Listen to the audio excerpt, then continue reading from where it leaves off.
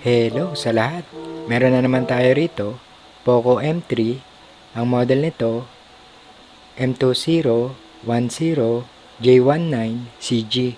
Ang issue o ang problema nito, hindi nagpa-power on at hindi rin ito nagcha-charge. So ito ngayon yung gagawin natin. Tara at simulan na natin! Ang makikita natin dito ay halos katulad nung last video natin sa Poco M3 na kapag ikinokonek ang charger na lumalabas yung low battery icon. Then sa charging rate nito, makikita natin na 1.6 ampere. So normal ito. Pero ang napansin ko rito, 20 minutes ko na itong i-charge, hindi pa rin nagbago yung charging rate. Then kapag nire-reconnect ko yung charger, palagi lang itong nasa 1.6.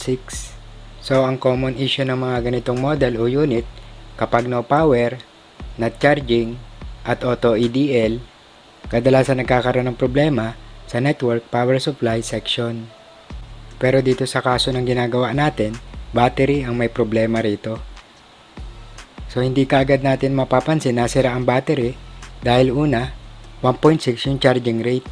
And second, kahit sira ang battery o kahit hindi nagkakarga ang battery, kadalasan nagpa-power on pa rin ito basta nakakonect ang charger. So ngayon ipapakita ko na nasa battery ang problema nito.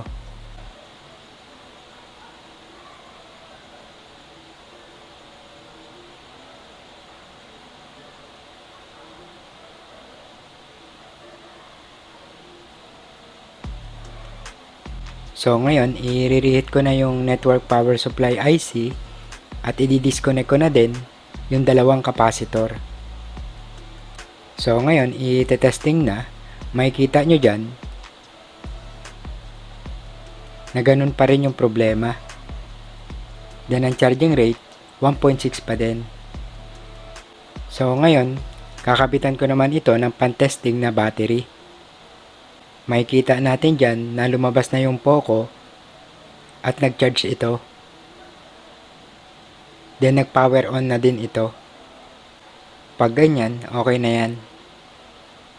So ngayon magpo-focus na ako sa battery.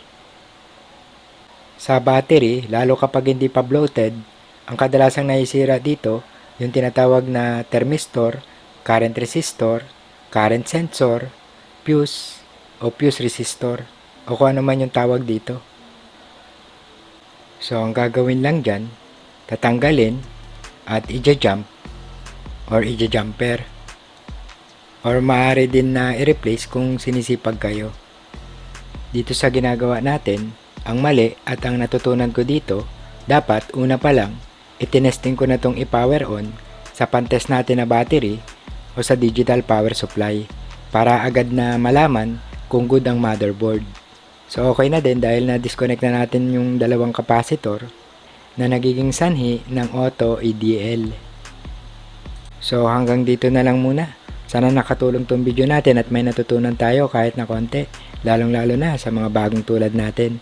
At ayan, hello na sa mga tropa, sa mga master, sa mga nag-upload ng mga totoong impormasyon, sa mga sumusuporta at nagtitiwalang magpagawa sa atin. Ayun. Thank you sa inyong lahat. At yun, okay na to. Okay. Okay.